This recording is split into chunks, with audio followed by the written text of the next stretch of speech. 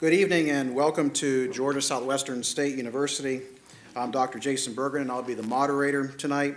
I welcome you to the general election candidate forum for the Georgia State House District 138.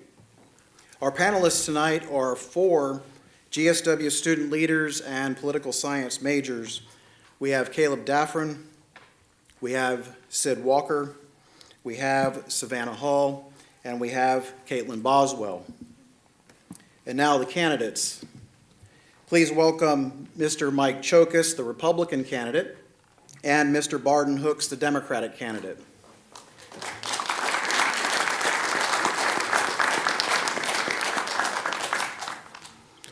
For the audience going forward, I ask that we refrain from applause and reactions of any kind. We want to be able to hear the candidates and what they have to say for the hour. We want this to be an informative and civil discussion. As to the format, each candidate will have up to 2 minutes to provide an opening statement. Next, the panelists and I will ask the candidates a series of questions. Each candidate will have 2 minutes to answer the same question. The candidate order for each question will alternate. Finally, each candidate will have 2 minutes to give a closing statement. Candidates, welcome to the event. Let's begin the evening. Starting with opening statements for 2 minutes, Mr. Cheokas will go first. Thank you, Dr. Berggren. I appreciate the opportunity to come here today. And also, I'd like to thank the citizens of this community and the students at GSW for being here, even though I assume that the students at GSW are getting graded on this. I also want to, because of the recent events, I want to thank our first responders and the emergency workers, the police, the fire, for their tremendous service to our community. And I have to give a special handout to the line workers of Northwest Ohio because they got our power turned on last Saturday. Moving forward, the reason we're here is because of you, the students. We appreciate what you are working towards and forward, but you are our future leaders. And actually, you are our future. You're going to be taking care of us as we become older. So right now, the distinguishing question is who will better protect your future and provide you the opportunities that you need to be successful. I'd like to quote President Kennedy in one of his speeches where he said, "This nation needs to develop an aristocracy of achievement from a democracy of opportunity." And that's my goal, to create that democracy of opportunity so that all of us have the ability to be successful. This campaign for me is all about service. Service to the constituents, service to our families, service to our communities, service to the civic organizations. Servant leadership is was brought up in my life and has been part of my life since day one. I'll share with you one story real quick is when I returned from my studies abroad and came back to Americus, Georgia, I went to see my father, who I started a business with, or jumped into his business actually. And he said that the Americus JCs meet on Thursday nights. Are you going this Thursday or next Thursday? I told him I think I better go this Thursday. He said that was good, son.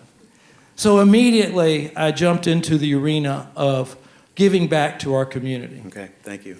Thank you. Mr. Hooks, your opening statement for 2 minutes. Thank you, Dr. Berggren, and thank you to the students for helping us here today and for the community for coming out. We really appreciate that. I'd like to introduce, before I begin, my wife Hayden and our son George. George is not going to stay with us all night, but he's got a big day coming up tomorrow. Tomorrow is his first birthday. George there is the 8th generation of my family to have been born and raised right here in Americus. 8 generations is a long time to be a part of a place, and I am so proud that this place is a part of me. This community has taught me a lot about public service. I was an Eagle Scout here. I was raised by my parents, George and Gail Hooks, here, who taught me the dedication to public service and the life of public service. Before beginning my legal career and moving back home, I had the honor of working for the late Senator Zell Miller. His love of Georgia and his fierce independence have always inspired me. He always put Georgia first, and he always put his constituents first. And with today's partisan politics, I think we can all benefit from Senator Miller's example. Southwest Georgia is at a crossroads. Our hospitals in this region are closing. The bureaucrats in Atlanta want to take away control of our local public schools. Atlanta continues to thrive, and we get left with the scraps. I'm running because families down here deserve someone fighting every day to fix those problems. As your representative, I will work for better schools, for the economic resources that we need, and to end the rural health care crisis. Thank you again for being here. I look forward to answering your questions and to sharing my views with you tonight. Thank you.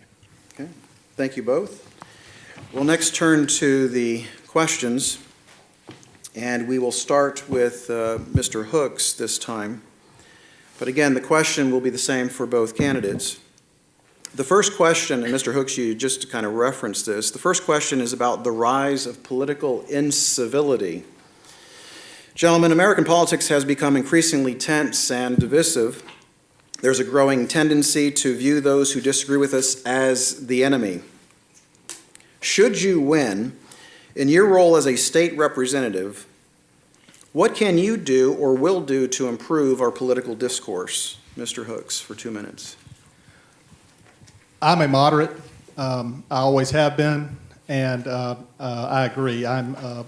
As I'm sure all of you are, I'm sick of the partisan politics, especially in Washington, and the lack of civility that we've seen, and it seems like it's getting worse. For me, this race is about people, not politics. I talk about that a lot. I'm not a partisan who is going to go to Atlanta and refuse to work with the other side of the aisle. I am on Team America, so I'm on Team Southwest Georgia, and that comes before any type of partisan politics. I'm the type of person that can work across the aisle. I'm the type of person that can compromise with the other side. I think the rise of partisan politics, compromise has become a dirty word in some senses and in some circles, but I firmly believe in it. And I think you have to put your constituents first and do whatever is best for your district and for this state. And so that would be my philosophy. Okay. Thank you. Mr. Cheokas, same question about the political divisions and incivility in American life. And you have 2 minutes. Well, I think it's sad that we have incivility. I think we can rise above that. I've been a victim by my opponent of just this recently. And he was passing out information about facts about him and then facts about me. And the first part, the truth about Mike Cheokas. Mike Cheokas calls himself a businessman, but he actually owns a chain of liquor stores and Section 8 apartments. Well, I call myself a businessman. I've got 4 businesses. I employ approximately 20 people. I do own 2 liquor stores. I own a mini storage, and I own approximately 100 apartments. And none, 0, are Section 8. They're mostly student housing. Next to him, he said that I graduated from a private boarding school in Atlanta and attended college in Athens and returned shortly after the Vietnam War, having never earned a degree. I did attend a private school in Atlanta. It's called the Westminster Schools, and I'm quite proud of that. It's one of the top schools in the Southeast, if not the nation. But unfortunately, he's implying that I avoided the Vietnam War when actually I left and moved to Greece after the Vietnam War. There are other things in here that I can say. Those are just the first 2. One of the things, and I'll find some more. Here we go. Mike was the only person from Americas who flew to the first Obama inauguration, and he flew the entire family to D.C. on a private plane to attend. Well, first of all, that's true. I did go to the Obama inauguration, but that wasn't the first inauguration. I went to President Carter's inauguration, And the most recent inauguration was over a year ago to President Trump's inauguration. I've actually been to 4. The private plane that I flew in was my plane. I'm a pilot. My father was a pilot. Okay, thank My you. son is a pilot. Thank you. Could I respond? There may be time towards the end for the opportunity to respond, Thank you. but in terms of the rules, we just simply have question rounds. You can use the question time that you're allotted to answer or to discuss matters as you see fit. On to question number 2. This one will go to Mr. Cheokas first. This one involves the environment and climate change. The Earth's climate is changing. For example, as we all know full well, that hurricanes are getting more intense and are ever more capable of causing major damage far from the Gulf of Mexico and the Atlantic Ocean. What can Georgia do to address this? Mr. Cheokas, for 2 minutes. What could Georgia do to address in climate change? And that's a very good question. Right now, I think that what we need to do is improve our investments in technology that does carbon cleansing. We have that technology at Georgia Tech. We've had it for years. The other thing that I think that we can do is encourage fuel economy with our automobiles. I'm not sure that electric vehicles are the answer, and I'll tell you the reason why is we still use carbon-based fuels to create the electricity that runs the electric vehicles. It's a complicated question. It needs to have a coordinated effort from our federal level as well as our state level, and we need to include our countries overseas in these negotiations. Thank you. Okay. Mr. Hooks, dealing with the environment and climate change, what can Georgia do? And you have 2 minutes. Thank you, Dr. Berggren. And I'd just like to say for the record that I have not distributed any handouts against my opponent. So that will respond to that. The environment's always been very important to me. As I mentioned in my intro, I was an Eagle Scout, and I grew up outdoors in our wonderful forests and rivers and streams and mountains, and it's close to my heart. I think one thing that Georgia can do that you're already seeing a lot of if you ride around Sumter County and go out in the rural areas is invest in solar energy. That has really started to come into our state a lot in recent years. It's something that Georgia Power and some of the other utilities are incentivizing to a degree, and I think there should be more incentivization to get more credits from Georgia Power to encourage people to use solar power. There are several buildings in America now that have solar power as well as some homes. But certainly renewable energy is our future, and solar I think is the way that we should go. It's already here, and we should encourage that development further. Thank you. Thank you. Next, we'll turn to our student panelists. And for each question, candidates will also have 2 minutes to answer. Mr. Daffrin, you have the next 3. All right, Mr. Hooks, you'll have this first question. It'll be on voting rights and the election protections. The right to vote is a critical feature of our democracy. Some are concerned the right to vote is being restricted, even suppressed. Is Georgia suppressing the right to vote, and how would you protect this important right in this state? The right to vote is sacred. It is the most fundamental right that we have as Americans, and it has to be protected always and everywhere. Too many people throughout our history as a nation have fought and died for that right, and it's fundamental to our very democracy, so we always have to protect it. There have been some concerning developments in the past months about voting rights in this state. I think your question was, is Georgia suppressing voting rights? I don't think intentionally. I hope not. But if I'm elected to the legislature, my goal will always be to have open and free elections where there's no intimidation and no discrimination.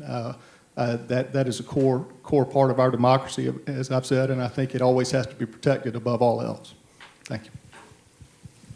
Mr. Cheokas. Thank you. That's a great question.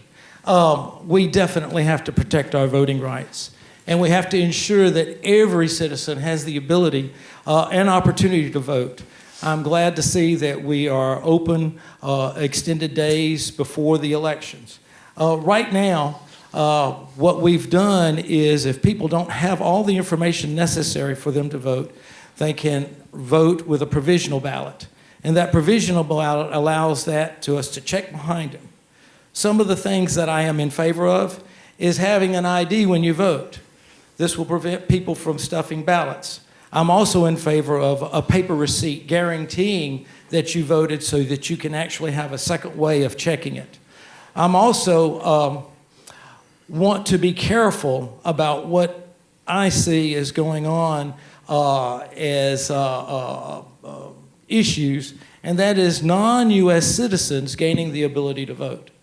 And it seems that people are pushing that as an issue, and I'm firmly against that. That is reserved for us, and that is way that we are determine our future. No other country in the world allows non-citizens to vote. Thank you. Okay, thank you. Thank you. Mr. Cheokas, you'll lead us off with this question about gun rights and the Second Amendment. Consider the issue of guns and gun violence in America. What measures should Georgia take to ensure greater school safety and responsible gun ownership? Thank you. That's a great question. That really is a great question. Earlier I talked about our first responders, and I talked about how they came to our aid during this time of crisis in our community. As far as gun rights and the Second Amendment, I've been a champion of gun rights my adult life. And I have a carry license, and I know the qualifications you have to go to. I don't think we need to restrict those qualifications. I think they're fine the way they are. The second thing that I need to say, and I need to share this with you, is that our police department, our fire department, and our first responders can't do everything themselves. This past Wednesday night when the hurricane arrived, I lost power at my business. I had a pistol, and I spent the night at my business. One of my other businesses were broken into. So the police can't do it all. On evening shifts, there may be 2 or 4 cars for their entire community. It's part of our personal responsibility and part of our rights as citizens of this country to protect our lives and our property that we work hard for. I got an A rating by the National Rifle Association, which I'm very, very proud of. I've been a supporter of the local National Rifle Association every year. And that's important. That is extremely important. I lived under a dictatorship when I was in Greece. And the first thing they want to do is take your guns and prevent you from having the freedoms that our forefathers fought so hard to obtain. Thank you. Let me start off by saying I'm also a firm supporter of the Second Amendment. I grew up with guns. My family has a long tradition of hunting. This kind of goes along with being a child of the South and being an outdoorsman. So I will protect the Second Amendment absolutely. As far as how to make schools safer and responsible gun ownership, when I was growing up, my parents taught me from a very young age responsible gun ownership. I went to the NRA school and got my little certificate that said I'd passed all the qualifications, and that is important to teach the next generation. I look forward to teaching my son one day responsible gun ownership. But along with responsible gun ownership, there are certain things that I think we've done in recent years, and I'm particularly thinking about campus carry, which passed this year, and that is something I would not have supported. The overwhelming majority of sheriffs and chiefs of police, law enforcement was against it. I don't think that's being responsible with guns. So I think that most of the laws in Georgia that we have in place for gun ownership are adequate the way they are. I would like to see more help for mental illness screenings for gun buyers, and I'd like to see campus carry done away with. Thank you. Mr. Hooks, you'll lead us off with this question about illegal immigration. Consider the issue of illegal immigration. How big of a problem is it for Georgia, and how should it be addressed? I think with the immigration question, a lot of it has been, a lot of what we hear is from Washington and the debate there. And I guess I should start off by saying that immigration, of course, is a federal issue. And so Georgia can't close its borders, so to speak. However, when we talk about immigration, we've got to remember that Georgia is an agricultural economy, especially rural Georgia, and most of the workers that work those agricultural jobs are immigrants. And we don't want to do anything to hurt our farmers. And so I think when you're talking about, of course, we want to have legal immigration. We want to prevent illegal immigration, but we don't want to go so far that we hurt our economy and keep people out that are legally here and scare people from coming. We are a land of immigrants, and I think we need to remember that. But we certainly need to protect our farmers, and that would be a priority for me. That's a great question. And we're fortunate that we don't have a border with another country. Although sometimes when I go to Alabama, I wonder. But anyway, illegal immigration is a huge problem for our country and our state. We do need to protect agriculture. We have that in place with E-Verify. We have the farmers are allowed to check and make sure that these immigrants are allowed to come into the state and work in agriculture to keep the prices down. They're very efficient and they're very good at what they do. But by the same token, what worries me is the rise of crime brought about by MS-13 and other gangs.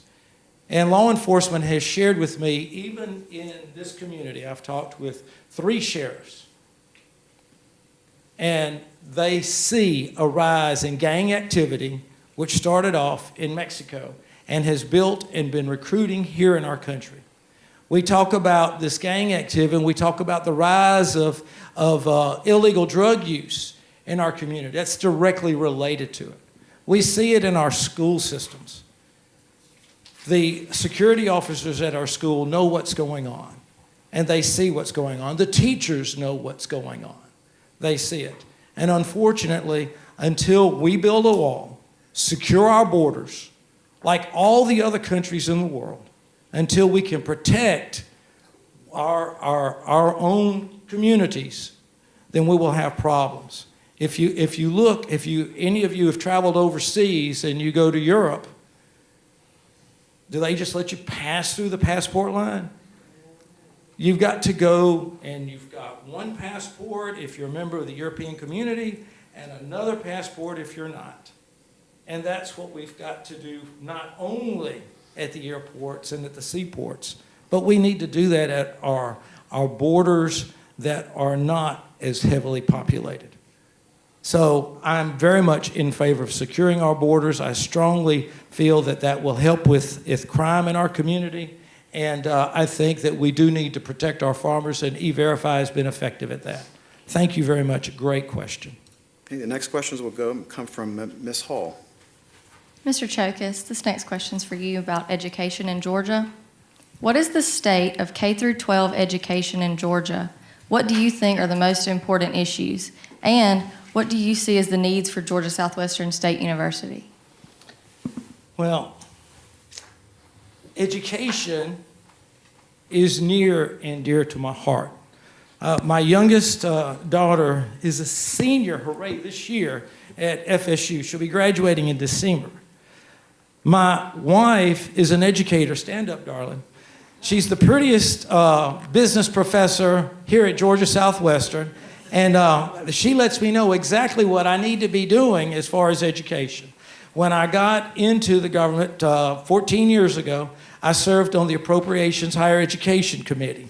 Higher education has been vitally important to me.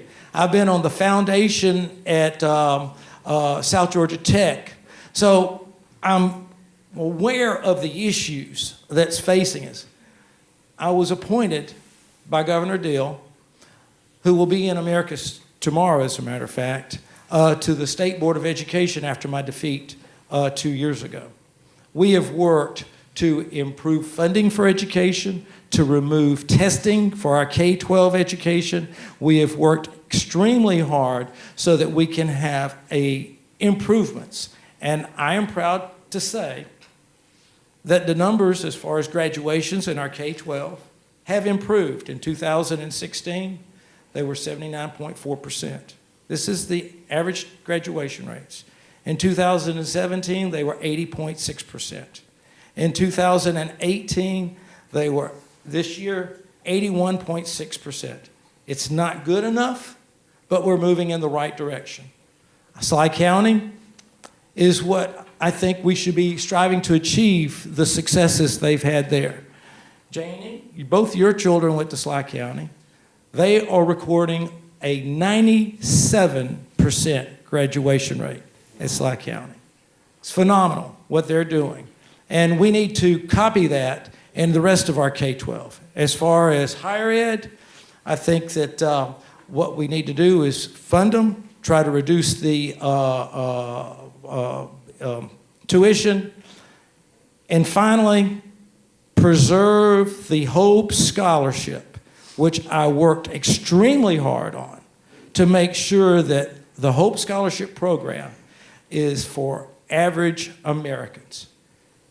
The Democratic candidate for governor right now, when she was in the legislature, wanted to take away the Hope Scholarship for our middle class and give it only to people that received public funding. And I thought that that was rewarding bad behavior, to be perfectly frank with you. They wanted to do it on a needs-based basis. So preserving hope, moving forward with hope is vital for what we've done, not only to educate you guys out there, 29% of our Thank student you. body. Thank you. Education is very important to me, and we need to fully invest in education and continue to do that. I come from a family of educators. My sister teaches at Sumter Primary. My brother-in-law teaches at Southland Academy, and my aunt actually teaches at Marion County. So education is something that I hear about a lot over the kitchen table, and it's something I've thought about a lot. But we have to continually invest in education. We have to give schools and teachers the resources that they need to teach our children. I've been fortunate to have been involved from the very beginning in the new Sumter County College and Career Academy, which we've put together and with a lot of leaders from around this county, and which we're hoping will be approved soon. But I think the future of education has to look toward innovations like college and career academies, which take technical skills, partnering with businesses, and get those programs in the classroom so that we have students, when they graduate, going right into the fields that they've trained for.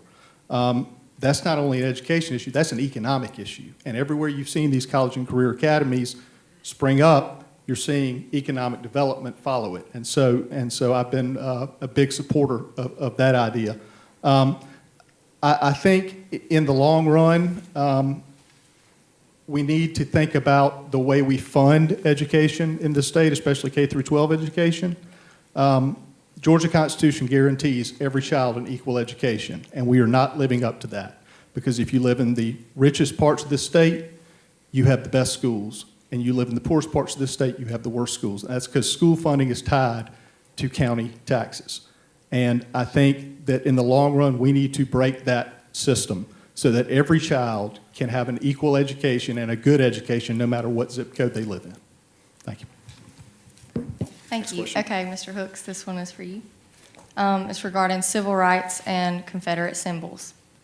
There have been increasing efforts to remove Confederate symbols and monuments from public property. This was done recently in Atlanta. The Democratic candidate for governor has supported the removal of the Confederate carving at Stone Mountain. Do you think the Georgia legislature should use its authority to have Confederate symbols and monuments removed, or should it protect them? Well, let me start off by saying that, I said earlier tonight, I don't agree with everything the Democrats do or the Republicans do, and on this issue, Abrams is wrong. Stone Mountain is the state's Confederate memorial, and it should be left alone. Speaking more generally on the issue of Confederate monuments, I grew up in the South. I'm the only candidate in this race that has Confederate ancestors. Okay, I've learned the history of this. I was a U.S. history major, so I've thought about this issue deeply over the years. I'm proud of my history, but it's my history, and it's not someone else's history. And I think that where we talk about Confederate monuments, I think that there is room to add the other side of the history to that. I don't think you can run from your history, so to speak.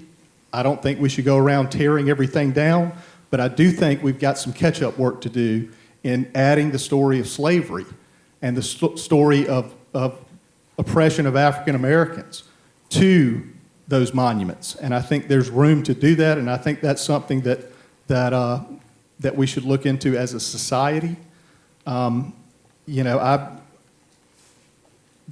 don't want to see this issue divide us like it has for past generations. I think there's common ground. I think we need to tell the whole story, and I think we need to learn from it instead of continuing to let it hurt us as a society today. Thank you. Mr. Cheokas? Thank you. It's an important issue for Georgia and other parts of this nation. First thing I want to say is President Lincoln was the first Republican president of the United States of America. And for that fact, I'm very proud. The second thing I want to say is you cannot change history. You can take the monuments down, you can leave them up, you can do what you want to with them. You can't change the historical significance of them. I am opposed to moving, removing, or changing anything that deals with our Confederate history. That's trying to change history because of contemporary thoughts. If you ask me, this issue was a manufactured issue. I think that the opposing party used this issue to activate their base, and I'll share with you why. In 2014, when I was in the legislature, we appropriated $6 million in state budget for economic development and tourist development, celebrating the 150th year of the end of the war between the states. $6 million was put in the budget because we had many reenactors, people of interest in that, wanting to come to our state and get involved and see the historical battlefields and other things that we have available. The Democratic candidate for governor voted for that $6 million appropriation.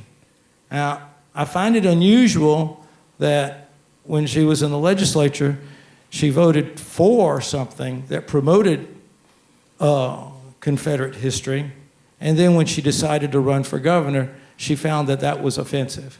So I'm against doing anything to our Confederate monuments. I agree that we need to promote all of our history, including the civil rights history.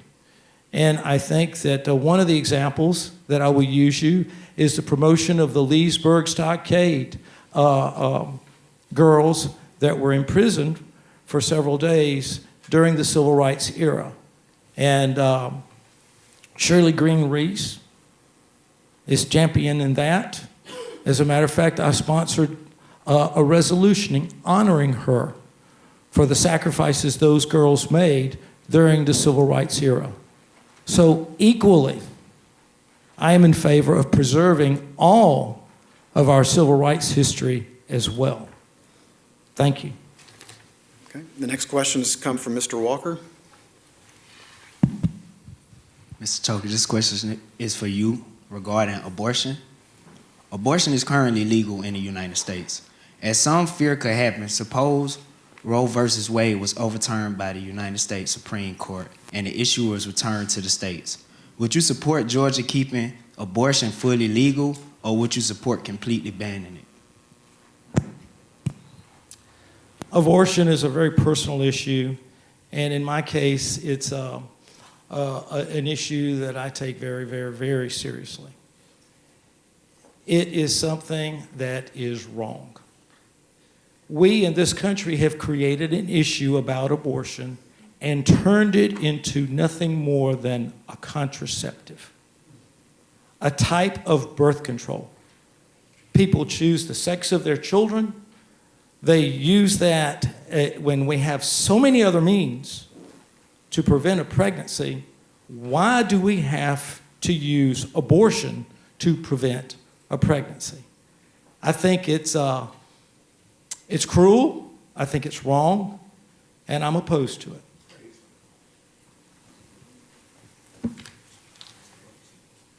Thank you. Let me start off by saying it's my belief that all life is sacred. Personally, I could never imagine encouraging my wife or anyone else to have an abortion. I'm personally very opposed to that. I'd say even more so since I've had a child of my own. And as you'll learn one day, that it takes on a whole different meaning. But that is my belief, okay? That's not everybody's belief.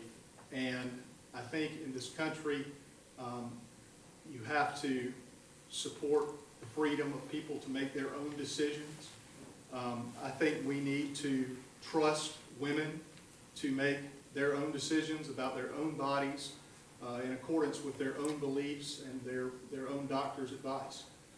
And so while I personally do not like the idea of abortion and would never encourage that, I know that there are others that have different beliefs, and I think they have the right to have those beliefs. From a legal procedural standpoint, as a lawyer, I can tell you that I've studied this from a legal perspective. I don't personally think that Roe is in danger of being overturned. It is well-established law. It has been upheld several times since it was first put down. And but I don't know what the future may hold with that, but I personally believe that if it were up to the states, we should continue to allow women and trust women to make their own decisions about their own bodies. Thank you. The next question is for you, Mr. Hook. Healthcare, it's pertaining to healthcare. There is a healthcare crisis in rural Georgia. What can and should be done? Is expanding Medicaid part of the solution? It is absolutely part of the solution. And I can tell you there is no issue out there today that is more important to me than health care. I've had the honor to serve on the American Sumter County Hospital Authority. I currently serve on the Phoebe Sumter Board of Directors and the Phoebe Foundation. And you're right, we have a rural healthcare crisis in this country, or in this state. We have to find a way to ensure that rural healthcare, rural hospitals, access to primary care, access to specialist care is ensured.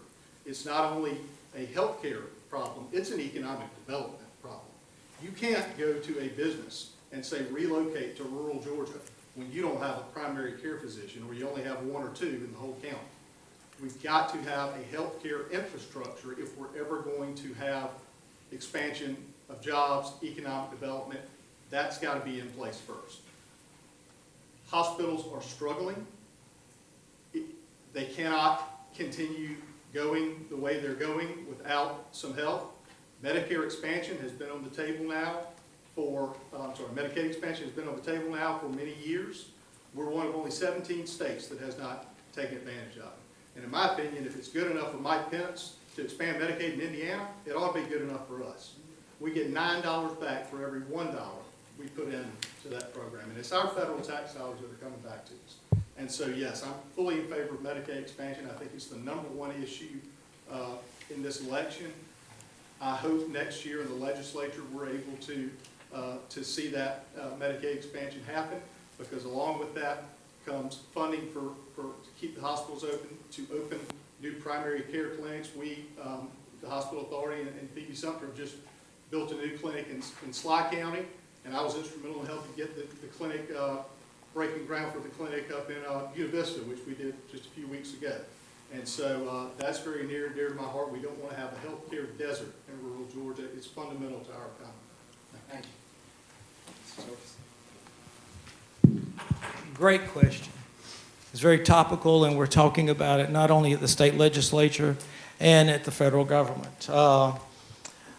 Expanding Medicaid, putting an additional burden on our taxpayers is not the answer. I'm sorry, it is not the answer. Expanding Medicaid is just another way of bringing on socialized medicine. And I'm opposed to socialized medicine. I'm opposed to the system where we have a single payer. And that's what we're talking about. We're talking about the federal government paying for your health care services, where you oblige to the federal government to get the health care. Health care system needs to be between the patient and the doctors. And that's the bottom line. As far as how we operate healthcare delivery in rural Georgia, we are developing a hub and spoke system of rural healthcare.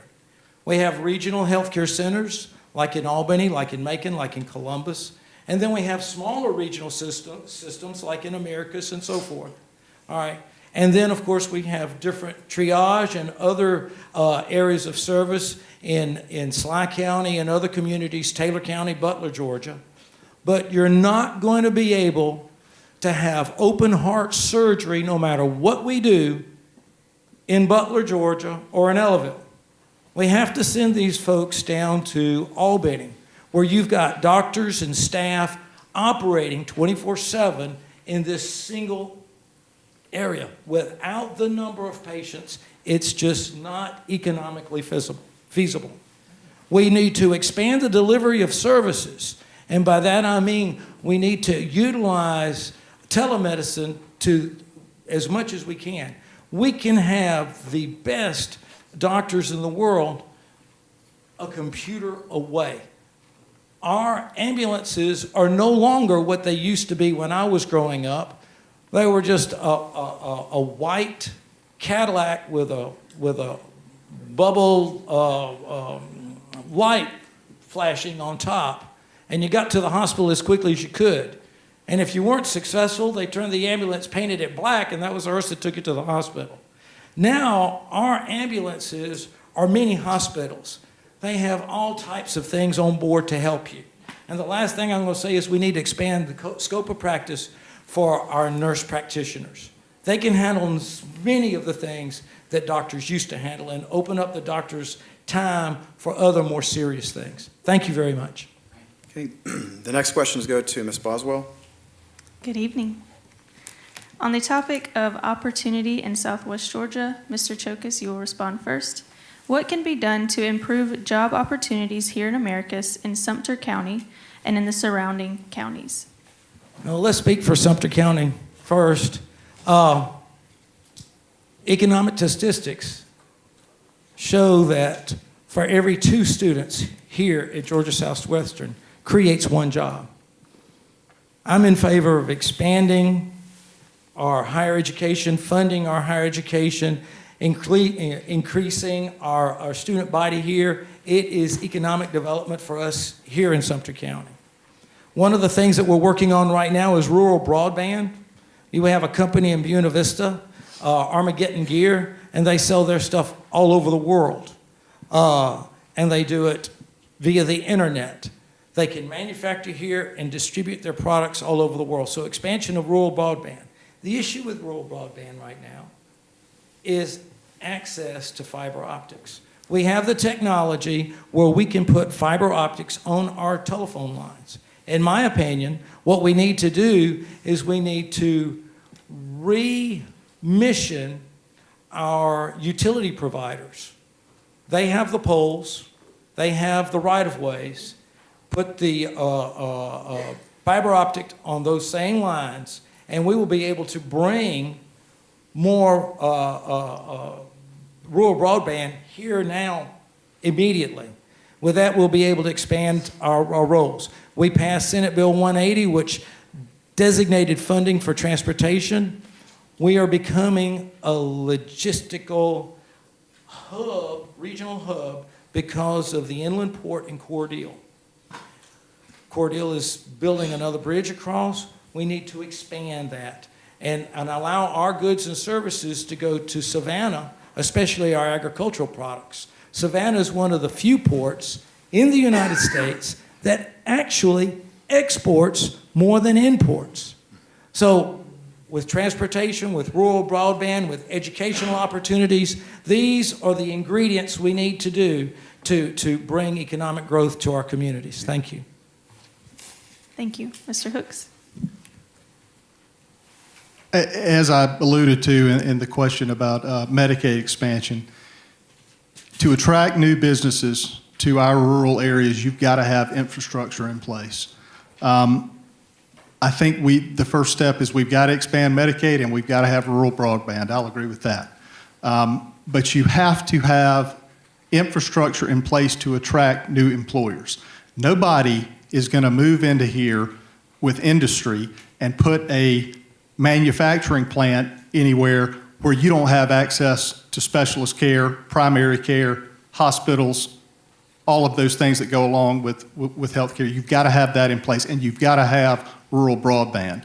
Rural broadband has been a topic in the governor's race, and it's been promoted by Brian Kemp. It's something I would agree with him on that. I hope that whoever's elected, we get rural broadband as soon as next session, along with the Medicaid expansion. I think they go hand in hand. I think you need both of them, but you got to have the infrastructure in place to attract the businesses. Another thing, as I also talked about earlier when we were talking about education, is the College and Career Academy here in Sumter County. If you're putting out students that are trained in technical skills that have been designed by industry, to specialize. And if those students, if you have guaranteed workers coming out of high school trained to do a certain job, that really attracts businesses too. But we have to make this place attractive. We have to make rural Georgia attractive because we've already got the best people. We're a friendly bunch of folks, and we have a great climate, great resources. We just don't have the infrastructure. And I think if we invest in in the Medicaid expansion and our health care access and then rural broadband, that will go a long way. That's a good first step. And I think that the important thing is that once this election is over, the folks in Atlanta don't forget about us. And I'll be there to remind them because we need attention and down here, and we need to have the focus. Thank you. Thank you. On the topic of committees, Mr. Hooks, you will respond first. If elected to the Georgia State House, which committees interest you or would best help you to represent our district? Sure. First and foremost, my top choice would be the Agriculture Committee. Agriculture is a vital part of this economy. We are one of the biggest agricultural producing districts in the state. And I think that anybody that represents this district ought to sit on the Agriculture Committee. So I would definitely want that one. I'd also be interested in serving on the Health and Human Services Committee, which deals with medical care and medical care access. I said a few minutes ago that I'm passionate about health care, and I think that would go along with my expertise in that field. And then the third one I would like to be a part of is the Small Business Development Committee.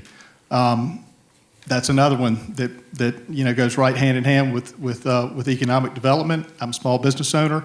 As a lawyer, I do a lot of corporations law, so I help a lot of new businesses incorporate and get started. I have some skill in that area, and so I'd be interested in that one. And then the final one, I would say, which is a special committee, not a permanent committee at this point, is the Rural Economic Development Committee that was set up a couple years ago. It was a study committee, so to speak, to look into ways to further develop rural economies. I would encourage the Speaker and the Lieutenant Governor to make that a permanent committee, at least for the time being, until rural Georgia can catch up with the rest of the state. I hope that they would do that, and if that committee were continued as a special committee or made a standing committee, I would want to be a part of the Rural Economic Development Committee. Thank you. Thank you. Mr. Cheokas? Thank you. That's a tremendous question. It really is, because it's important what committees you get put on. The first thing I want to say is that having 12 years of experience, and I've already confirmed this with the Speaker, if I'm successful, I'll be able to go in with the same seniority that I had before. So I'm going to be in a leadership position, the least a vice chairmanship, if not a chairmanship. Obviously, near and dear to my heart is higher education, and I would prefer to be on the Appropriations Committee. This building that we're in today was put in the state budget by myself. In 2011, I brought the Appropriations Act that allowed that. And it was not a grant, it was a line item budget addition. And I was able to do that because of the leadership position that I had. It was over a $20 million project, 2 buildings, and of course the lab upstairs, the equipment that we needed. That's why I want to be on the Appropriations Higher Education Committee. I want to be able to bring things to our community. To give you a perspective, there are 320,000 students in the university system. We've got 3,200 students here at Georgia Southwestern. So that accounts for about 1% of the students in the state of Georgia. My goal is to make sure that we get more than 1% of the funding for this institution. I equally have a passion for our technical and adult education. At South Georgia Technical College, I served on the foundation for 15, 18 years. As a matter of fact, their successful annual fund drive, Tech Force 2000, was started in 2000. Under my leadership, I was chairman at the time, and we've raised millions of dollars locally.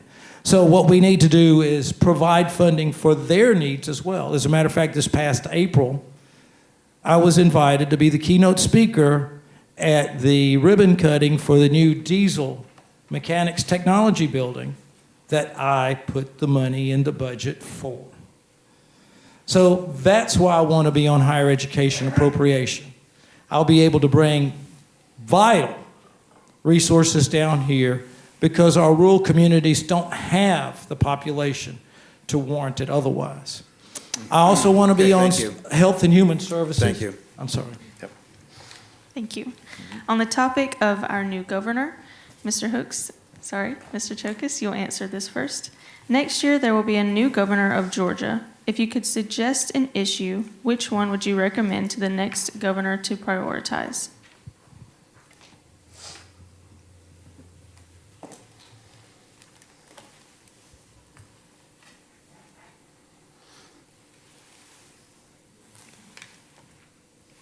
Is this for me?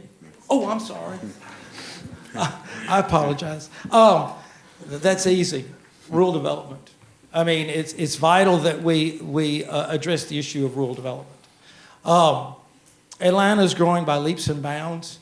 It's almost 5 million people. The state is growing by leaps and bounds. We're about 10 million people. But one of the issues that we need to do is to bring economic development to our rural communities so that we don't put all our resources in one basket. And that's what we need to do. We need to expand our investment in the rural communities. I mean, does any one of us here really want an Atlanta that stretches from Macon to Chattanooga? Does any one of us want us to be completely forgotten where the population in Atlanta dictates exactly what's going on? And I've been a champion for that since I was elected 14 years ago. I've always promoted economic development for our rural communities. That's why I was able to get funding for these things. We talked about, and I want to go back to the last question because I was unable to finish. Health and Human Services, also important, a committee that I want to be on. State properties is also something that I want to be on. I definitely want to preserve our Southern heritage. And having been on the State Board of Education for the last 2 years, I'm going to ask to be on K-12 education. That was a very important experience that I had. I learned a great deal. I'd like to take the lawsuits out of K-12 education. I don't mind telling you, our local community has spent over $2 million on lawyers and attorney fees fighting some kind of stuff about some kind of thing and doesn't do anything to help our students. That's our tax dollars, and it's being paid to pay attorneys, and it's not being paid to educate. So one of my goals is to take some of the litigation out of K-12, and that's why I'd like to be put on that committee. Thank you. Mr. Hooks. Back to the governor, right? Okay. My advice for the next governor is don't forget about us. We've had both candidates down here in recent weeks. Abrams was over in Plains at the opening of the new Mercer Medical Clinic over there. Kemp has been down here. They're both making a lot of rounds in rural Georgia. They've realized we've got boats out here. I think too often, though, once the election's over, we get forgotten about. And so that would be the priority is not don't forget about us. But if you want to talk about a single issue that I think they should address first, expanding Medicaid. That would be the top issue that I would encourage the governor to work on. Rural broadband would be another one that I would encourage the governor to work on. Again, anything that helps economic development in rural areas, we've got to have more help down here from Atlanta. And we need steps to get there. You can't just say, let's work on rural economic development. What does that mean?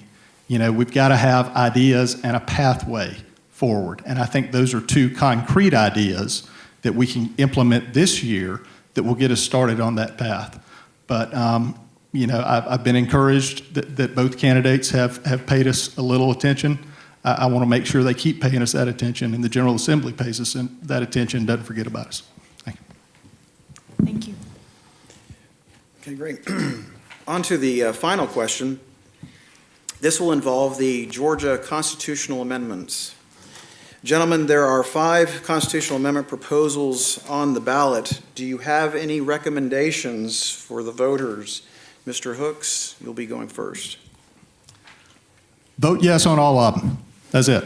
No, the first, there are 5, and there's a couple referendums. The first one deals with the Georgia Conservancy and creating a trust fund for land conservation. I think that's a no-brainer. I'm fully in favor of that.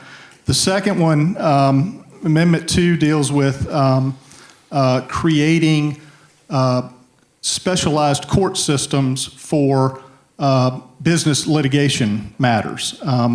We have a couple of specialized court systems already in this country and in the state. For example, bankruptcy court has its own court, and they specialize in bankruptcy law. Workers' compensation has its own court with its own workers' comp judge, and they specialize in that.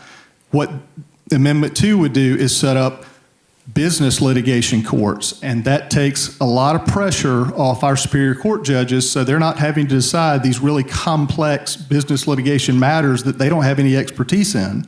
And it puts those in a special court and allows them to be decided that way. We've, for the past several years, done pilot programs with these business law courts in Fulton and Gwinnett counties. They were a big success. And this is something the Chamber of Commerce has really been asking for. and I fully in favor of that one. Amendment 4 is another one that has been in the news a lot. That is the Victims' Rights Amendment, which allows victims of crime certain rights throughout the process as far as knowing different parts of the criminal proceedings, being alerted to those beforehand, and then, you know, when the perpetrator or the criminal convicted has been released from prison, being given notification to the victim, even if it's many years down the road, that the person has been released. I think that's a no-brainer as well. Amendment 3 deals with forest land taxation. If anybody wants to do a dissertation on that, I think you should get a degree in political science for sure, or taxation. And then Amendment 5 deals with school districts that are multiple school districts in a county, and whether they can start an e-splosh for just the school district instead of the county. We don't have any of those in District 138, so that's not really, doesn't really affect us. But I'm in favor of all 5 of the amendments. Great, thank you. Mr. Cheokas? Thank you. Yes, I would agree that there is a place for all 5 of these amendments, and that the conservancy is good. The criminal justice, the business courts we worked on as part of the program that Governor Deal worked with criminal justice reform. I worked on legislation to limit or reduce the taxation for our forest industry. And as far as victims' rights, we definitely need to expand our victims' rights. Unfortunately, not enough attention is paid to the victims of crime. And then as far as e-splosh for multi-district school systems, it's just another way of funding where other school systems can join together to expand their programs. So I would support all 5. Thank you.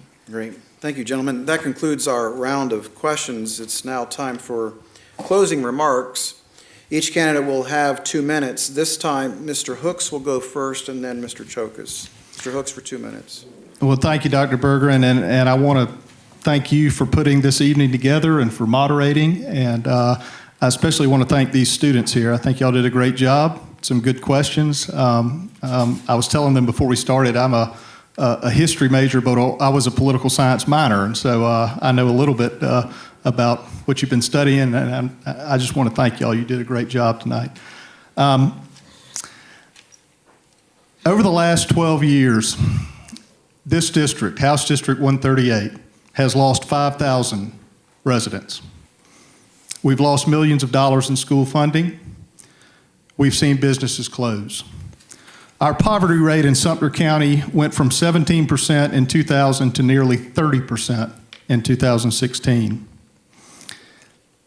In his 12 years in office, my opponent never passed a budget to fully fund our public schools. They were last fully funded in 2002. They weren't fully funded again until this year under the leadership of Representative Bill McGowan. We need a leader who's going to focus on us, on Southwest Georgia, not on Atlanta. I promise you, if elected, hard work and diligence every day. I promise to work with both parties and put this district above partisan politics. And I promise to serve you with integrity. As I said in the beginning, my family has been here a long time, and I want to make sure that this community remains a wonderful place for my son, for your children, and for the generations that come after them.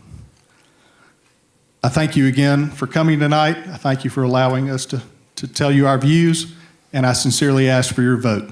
Thank you. Great. Thank you, Mr. Hooks. Mr. Cheokas, your closing statement for 2 minutes. Thank you. My commitment to this community, as I said, started when I came back from college. And I could read off a litany of a few things that I've done and accomplished when I served on these different organizations. As I said, I was a current member and past chairman of South Georgia Technical College. We needed increased funding, so I started the Tech Force 2000. I'm a current member and past president of the Holy Cross Greek Orthodox Church in Macon, Georgia. And we had a lay preacher at that time, and I worked towards getting his retirement through the church organization.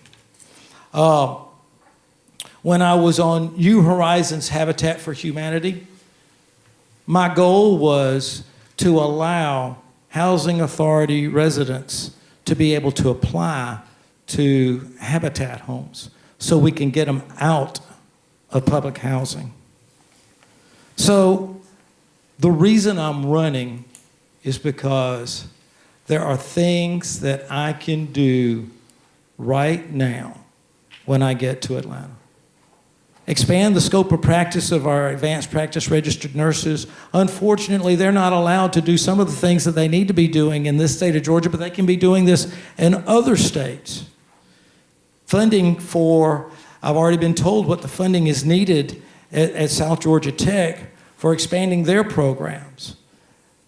Just in Little Marion County up the street, they need, at their school system, a small livestock sale barn on their campus to teach their ag students. These are things that I have already been asked to work on and make a commitment to get those accomplished. I'm not going up there to expand my career. I've already served 12 years. But I will be able to actually achieve those things. I'll be a part of the Republican leadership. They write the budget. It's $23 billion. I've been to every budget briefing since I was elected. Even the last 2 years when I did not serve, I was at the budget briefing to find out where the money was going. And we missed opportunities. Okay, thank you. Thank you. Thank you, Mr. Cheokas. Thank you, Mr. Hooks, for your participation this evening. Audience, let's thank the candidates.